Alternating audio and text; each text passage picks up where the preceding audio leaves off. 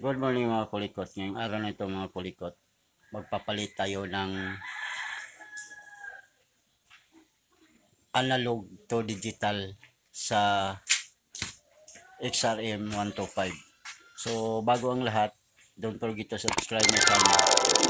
Click na rin yung notification bell para updated kayo sa mga video na upload ko. At paki-likes na rin, comment, and share. Kung may comment kayo, comment lang sa baba.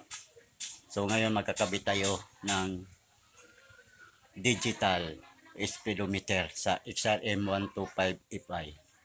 So, bago ang lahat, pagkatapos nito.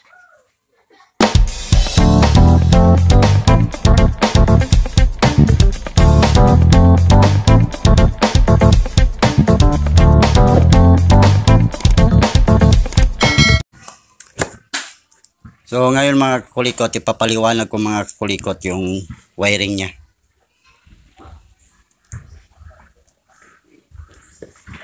So, unahin natin dito mga kulikot. Ito siya mga kulikot. Ito yung sa kuan niya.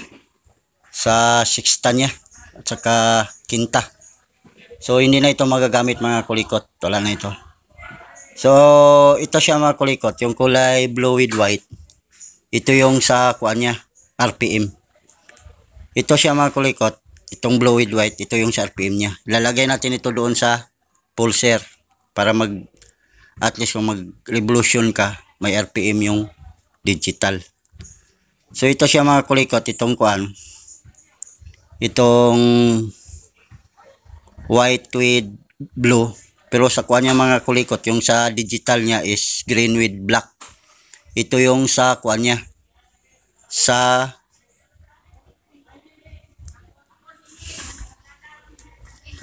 first gear niya mga kulikot. First gear. Ang neutral, simula pala tayo neutral mga kulikot. Ang neutral niya is kuan. Yung blue with red. Ay green with red mga kulikot yan. Ang neutral niya. So ito kuan mga kulikot. Itong black with yellow. Ito yung first gear niya. Black with yellow. First gear. So ito siya mga kulikot. Itong green with blue sa digital, ito yung second gear niya.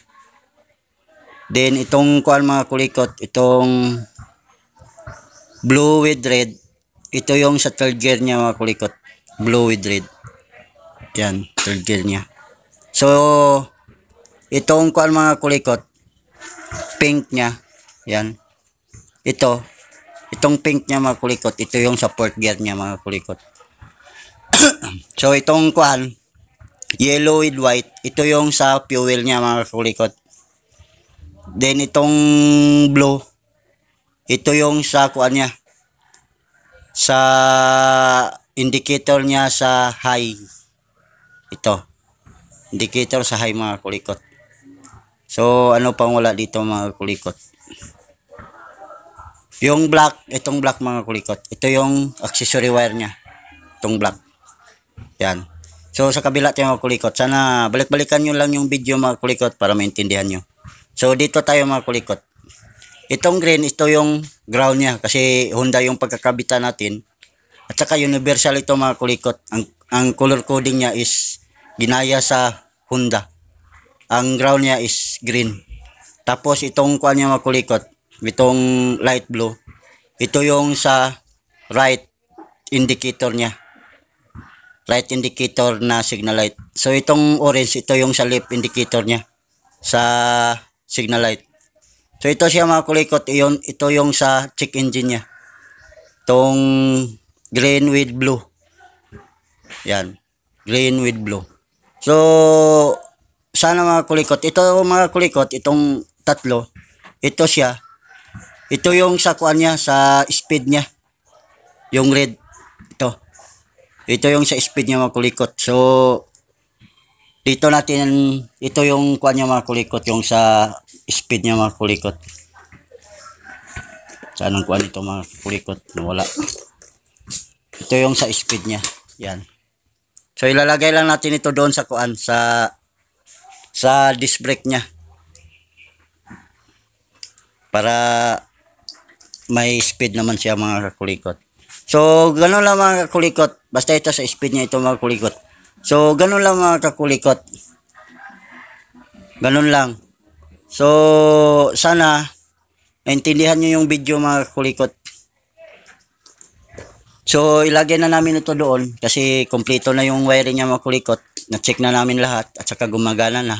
So, ito yung dati niya mga kakulikot, yung analog na speedometer. So, yan.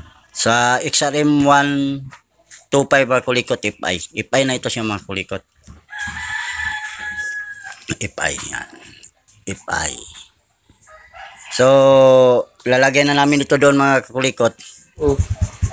So, yan na mga kulikot, tapos na. So, yung mekaniko ko mga kulikot, paki-subscribe lang yung channel niya. Iman channel po. Iman channel. So, ito yung speedometer niya mga kulikot na digital yan. Yan, mga kakulikot. So, hanggang dito na lang.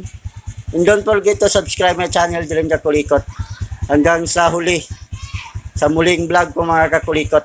Ito yung mayari. Shout out kay Ali. Yan. So, hanggang dito na lang. Ingat sa pagwawiring. Tell me pretty lies, look me in the face. Tell me that you love me, even